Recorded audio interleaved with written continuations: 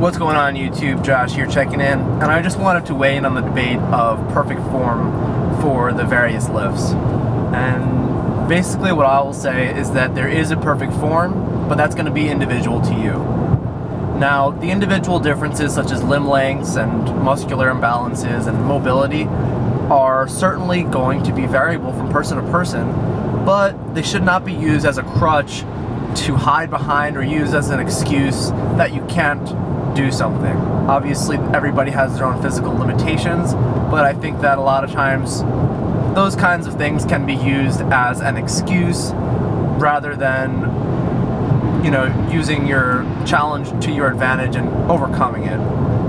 So, back to form, the way that I look at it is that there's going to obviously be variability from person to person, although there are certain fundamental principles that should always be followed. So I'm just going to go through some of the major lifts and discuss some of the principles that I think would apply to everyone. Now, this list is not exhaustive. These are just a few things that I'm thinking of off the top of my head.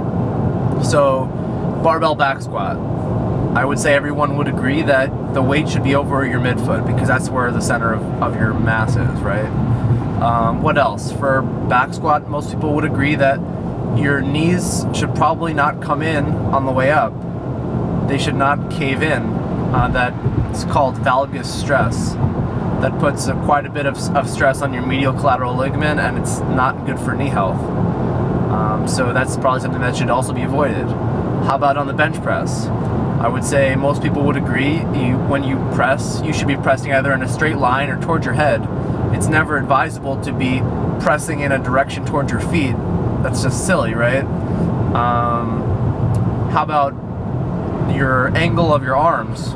I would say pretty much everybody agrees that you should not be flaring your elbows out at 90 degrees. Now, that being said, there's going to obviously be differences from person to person depending on how wide they grip the bar, what's their flexibility level, and things like that, right? So, for instance, I happen to train with a lot of female lifters who grip the bar, who grip very wide, and unless you're wearing a bench shirt, it's nearly impossible to really to really tuck your elbows substantially when you have a very wide grip. That being said, there should always be a little bit of an elbow tuck, really just to protect the shoulders. So I think everybody pretty much agrees on that. Moving on to the deadlift. I would say that everyone agrees one of the fundamental principles of deadlifting is that the bar should be hugging your body. It should be as close to your body as possible. Why? It's simple physics. The further away the bar is from your body, the more torque there is. So how about back rounding? I would say most people agree that upper back rounding is not an issue. If you're a beginner lifter, you should probably try and avoid it. It's probably good for muscular development and just refining your skills and refining your setup to not do that. But if you're an intermediate and advanced lifter, if you're a power lifter and you're rounding your upper back, it's not an issue. How about low back rounding? Well, this is where it gets a little bit of a tricky area because there's no real right or wrong. Technically, the low back is not really designed to experience dynamic changes under load, because then you essentially put yourself at risk for various injuries ranging from ligamentous tears to bulged discs, nerve impingement, things like that. That being said, you'll see a lot of really strong guys, people who deadlift 800, 900 pounds with a bit of low back rounding. So this is where, like I said, it's kind of a gray area. Is it advisable for everyone? Probably not. If you are not a power lifter, I would not even think about it. If you're a power lifter at a high level, it's a calculated risk to, you know, how much is acceptable and how much is not, and that's just something that's going to come with experience. But for the most part, there are some fundamental principles that should be applied. How about the overhead press? You know, there's certainly variations with the grip that you use and things like that. Most people would say that your low back should not be in excessive extension, so that is to say, leaning backwards in the overhead press. Now, for most people, their overhead press they're not overhead pressing a tremendous amount of weight where this is necessarily going to be a huge issue as far as safety is concerned with the lower back, but it's really just a matter of what is the goal of the movement. So the more you lean back in the overhead press, the more the emphasis of the movement shifts onto your pectoralis muscles as opposed to your anterior deltoids and your upper back musculature. If you wanted to target your chest, why didn't you just do an incline bench press?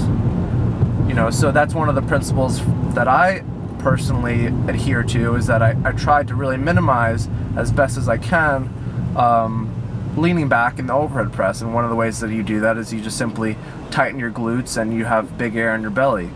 But those are just some of the principles, guys, that I think are pretty universal and that you'll see across the board people will agree upon. Obviously that there is some gray area as far as how much is too much. So right, like how much butt wink is too much butt wink, how much low back rounding is too much, you know, like how much lower back extension is too much in the overhead press. And these are all things that you'll kind of come with from experience. And if you are getting new into lifting, I would recommend that you try and get in touch with someone who has more experience. Do some research on your own, because these are the kinds of calls that, you know, can definitely make a big difference in your success in performing the lifts as well as your safety. So basically there is no perfect form for everyone. There's no one size fits all, but anybody who has perfect form for that individual should be following essentially the same set of principles. So that's it, guys. I hope you enjoyed that. If you liked the video, be sure to give it a like, and if you haven't already, subscribe. I'll catch you guys next time. I can't stop.